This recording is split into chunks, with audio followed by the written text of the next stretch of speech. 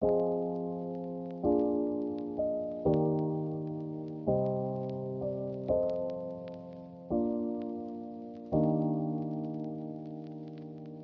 guys, this is Evoke Gaming here.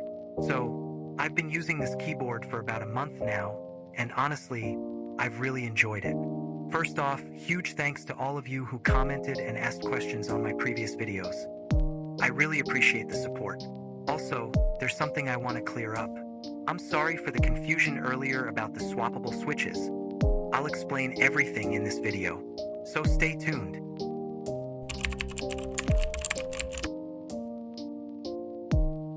Actually, no. I haven't run into any major problems so far, but there are a few small things I noticed and I'll talk about them now. Honestly, for the price, it's really good, but the keycaps aren't that great. For example, you can see my backspace key is black. That's actually from my old keyboard, because the original one broke from the inside. And before you ask how, I honestly don't know. I was just typing normally and it suddenly popped out. Also, the metal plate isn't super strong.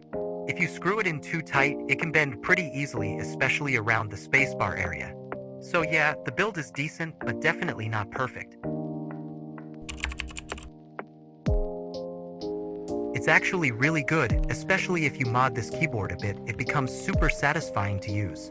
But there is one downside. Typing for long periods can get uncomfortable for your wrists, mainly because this keyboard doesn't have any adjustable feet. What I do is place the back side of the keyboard on my monitor stand to give it some height. That helps a bit. So if typing is your main priority, I wouldn't fully recommend this one. It's great for casual use, but not ideal for long typing sessions.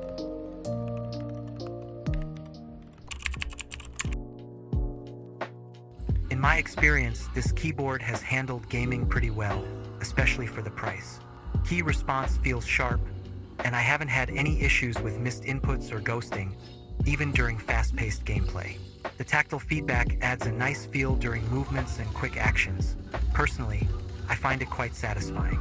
Now, just to be clear, I don't play competitive games seriously because of my PC limitations, so I can't say how it would perform in a pro-level setup. That's why I wouldn't confidently recommend it for high-level competitive players, but for casual and mid-level gaming, it's worked really well for me.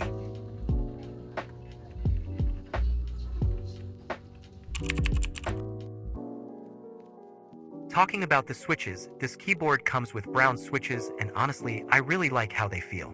Typing on them feels satisfying, and the overall feedback is just right for me, not too soft, not too loud. Even while gaming, the keys feel responsive and comfortable. I've been using it daily, and so far, I haven't felt the need to switch to anything else. So yeah, my experience with these switches has been pretty solid. Now, there's something I really need to clear up, and I want to apologize. Earlier, I mentioned that the white model of this keyboard is not hot swappable. But actually, both the black and white models are hot swappable. I know some of you might be upset with me, and I totally understand. A few of you even bought the black model just because I said the white one wasn't hot swappable. For that, I'm truly sorry. Not just me, I know even some of you thought the same thing by looking at it.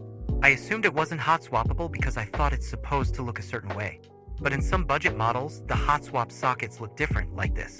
It kind of looks like the switches are iron soldered from under the PCB, but actually that's the socket itself.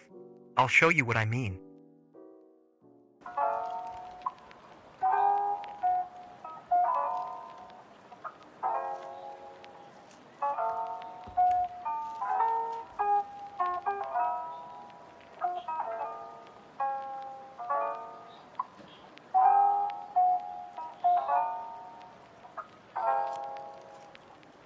I don't have a switch puller, so it's really difficult to remove the switches, and just a warning, don't try this at home.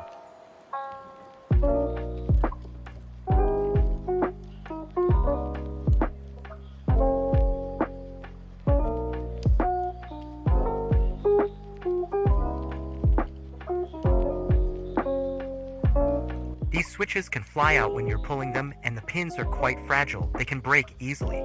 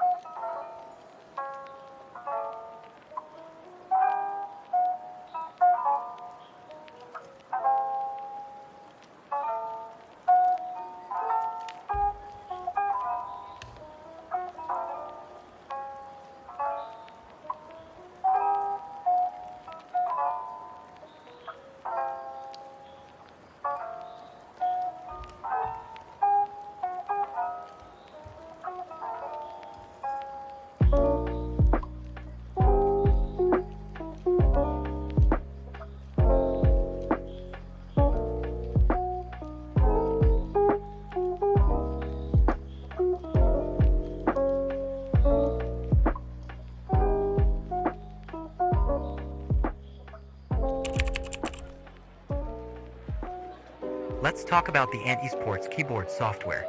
It's a simple and lightweight utility that gives you control over lighting effects, key remapping, and macros. The interface is pretty straightforward, nothing fancy, but it gets the job done. You can choose from various RGB lighting presets, adjust brightness levels, and even use a static per key RGB mode where you can assign different colors to individual keys.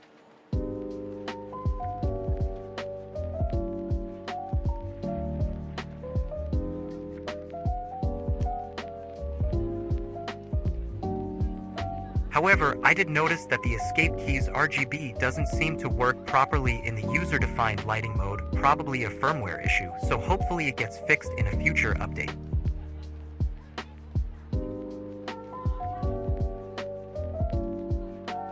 Macro recording is also available, which is great if you want to set up shortcuts or combos for gaming or productivity. That said, the software could definitely benefit from some UI improvements and more advanced features in future updates. Still, for a budget keyboard, having dedicated software with this level of control is honestly a nice bonus. So yeah, that's been my experience after using this keyboard for a month. Overall, I'm happy with it. It's not perfect, the keycap quality could be better, and the plate isn't super strong. But for the price, I think it delivers really well, especially in terms of typing feel and gaming performance. The brown switches feel great, and once I got used to the layout, it was pretty comfortable to use every day. I would recommend this keyboard for gaming and casual use. But if typing is your main priority, then it might not be the best choice. Still, if you like how it looks and feels, go for it. Thanks again to everyone who watched, supported, and commented on the previous video. I really appreciate it. And if you have any more questions, drop them in the comments, and I'll try my best to reply. See you in the next one.